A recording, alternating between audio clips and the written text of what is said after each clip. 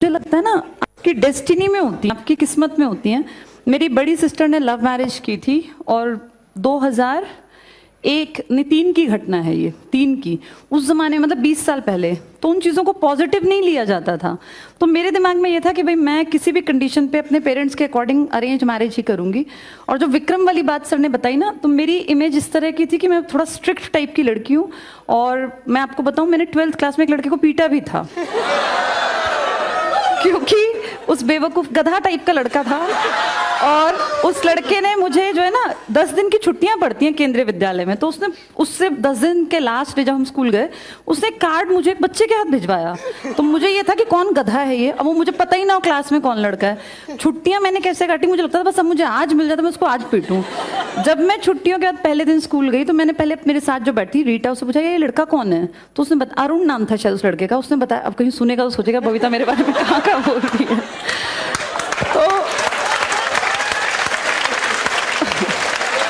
उस लड़के ने, मैंने जाके 12th जैसे बड़ी क्लास हो जाती है ना लास्ट डेज से, अब सर्दियों के आसपास की बात थी, दिसंबर जनवरी की बात होगी क्योंकि दिसंबर में छुट्टियां पड़ती हैं। फिर मैंने जाके क्लास पूरी भरी हुई थी, मैंने उसके उस पर कार्ड फेंक के उसको अच्छा धुना।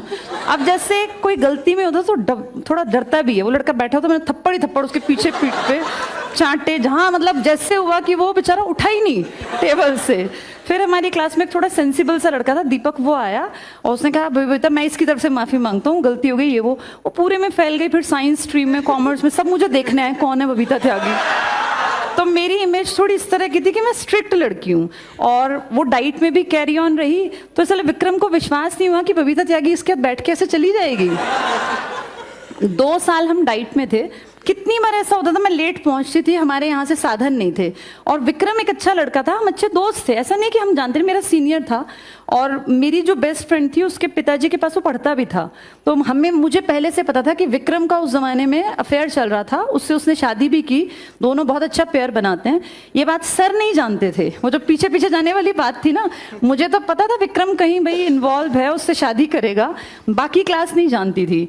तो बताने का ये औचित्य है कि भाई आपकी जो पर्सनालिटी है ना, आपका जो कैरेक्टर है, जीवन साथी हर कोई अच्छे कैरेक्टर का ढूंढता है, कोई जीवन साथी को घटिया कैरेक्टर का नहीं, क्योंकि जीवन साथी का मतलब है आपकी अगली पीढ़ियां उससे प्रभावित होंगी। आप किसी कैरेक्टरलेस आदमी से शादी करते हैं, किसी कैरेक्टरलेस लड़की से शादी करते हैं, तो आपकी पीढ़ियां बर्बाद हो जाएंगी। लड़की को आगे तक की पीढ़ियां बढ़ानी होती हैं। तो मेरा पर्सनल ये मानना है कि कैरेक्टर पहली प्रायोरिटी पर रखना। शक्ल तो देखी जाती है, शक्ल सबकी ढलनी है, 50 के बाद कोई सुंदर नहीं रहेगा, झुर्रियां सबके चेहरे पे आएंगी, बाल सबके सफेद होंगे। तो पहली चीज जो चलेगी ना वो आपका चरित्र है, आपका चरित्र, आपकी काबिलियत। अगर ये 2 चीजें स्ट्रांग हैं तो फिर आप अच्छे जीवन साथी बन सकते हैं। और परिमल सर में दोनों चीजें ठीक ठाक सी थी, तो इसीलिए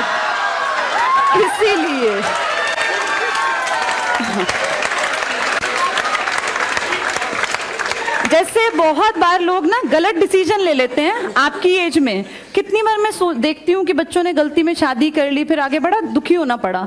तो ये 2 चीजें पैरामीटर हैं, आपका चरित्र अच्छा होना चाहिए और आपकी काबिलियत जो आपने प्रूव करके दिखाई हो। वो ये नहीं कि काबिल आप है बस आप ही जानते हैं, ऐसा नहीं होना चाहिए। तो अपने आप को प्रूव करो, फिर ये सब चीजें बहुत अच्छी पॉजिटिव तभी चल पाएंगी। अच्छे रिश्ते पैसे की डिमांड करते हैं, ये कड़वी बात है लेकिन सच्ची बात है। आप अच्छे जीवन साथी तभी बन सकते हैं जब आप कमाते हो। बिना कमाते आप जब गांव में रहेंगे, आपके घर में बिजली नहीं है, टाइम पे गर्म पानी नहीं है, गीजर नहीं है, तो आप कितनी अच्छी लड़की चुन लेना, रोज आपको ताने मारेगी और फिर आप उससे फेडअप हो जाओगे। तो इसलिए अच्छा जीवन साथी जब चुनो तो ये भी ध्यान रखना कि वो इंडिपेंडेंट होना चाहिए, पैरों पे खड़ा हो, दोनों मिलके इतना कमाओ कि अपनी लाइफ को बेहतर बना सको। हम कोई अमीर घर में नहीं पैदा हुए, सर किसानों के परिवार से थे, मेरे फादर एक छोटी सी जॉब में थे। हाँ, बस इतना था कि हम दोनों ब्लेस्ड थे, हमें पढ़ने लिखने का माहौल मिल गया।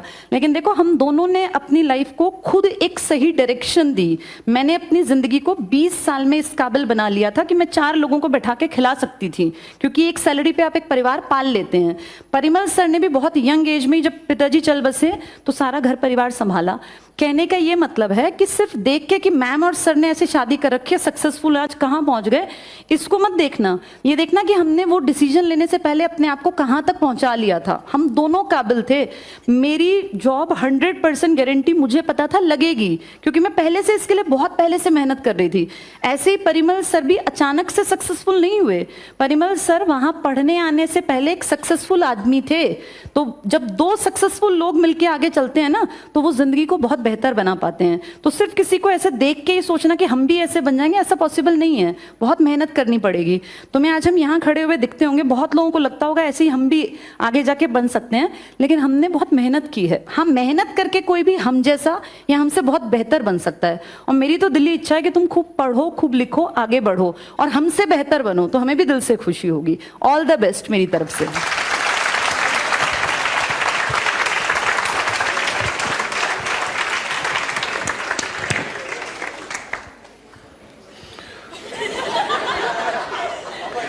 मैं जो उस दिन भी कह रहा था और आज भी कह रहा हूं, ये काबिलियत हर एक आदमी को रखनी चाहिए।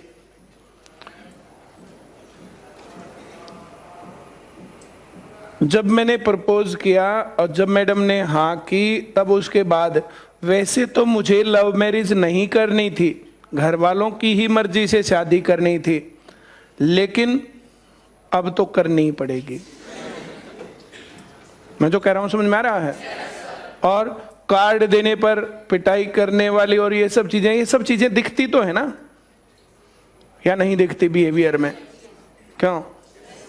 एक कोई कहे बोला तू सुमन ने जाना है, बोला कौन सी वो आइसक्रीम के चक्कर में किया तो के पास से मोटरसाइकिल पे बैठ ले थी, या जिसकी ये इमेज कि बबीता त्यागी तेरे पीछे हो ही नहीं सकता। उसके बाद हमारी जो जैसे कोचिंग पूरी हो गई, कोचिंग पूरी होने के बाद हम जर्नली हर रोज मिलते थे।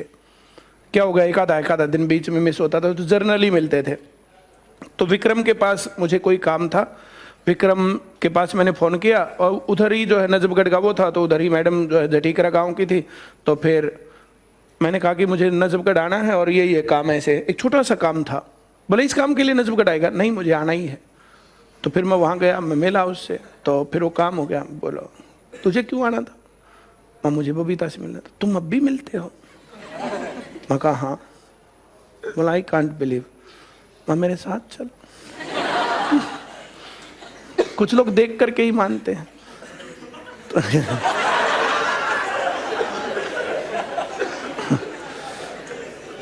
उस दिन मैडम जो है जैसे 3 दिन में हम मिले थे। 3 दिन में मैडम ने एक तो जो अपने बाल छोटे कर लिए, जैसे जो बड़े बाल थे तो छोटे कर लिए, गर्मियों का टाइम था, और बाल छोटे करके और 3-4 दिन तो खूब हलवा दे मुंह जो है जैसे था ना तो पूरा गोल, तो मोटी हो गई। अब उधर से आई, अगर ये ना बोलती तो मैं सोचता कि उसकी बहन है। तो फिर आई और जैसे भाई अब जो मेरी पहचान में नहीं आ रही, ऐसा थोड़े कि इसकी में नहीं आ रही, मैं तो आ ही रहा था। तो आकर के बाइक पर बैठे और हम चल पड़े, और विक्रम वहीं थोड़ा सा पीछे था। फिर उसने अपना उस टाइम पर कैमरे के फोन नहीं चले।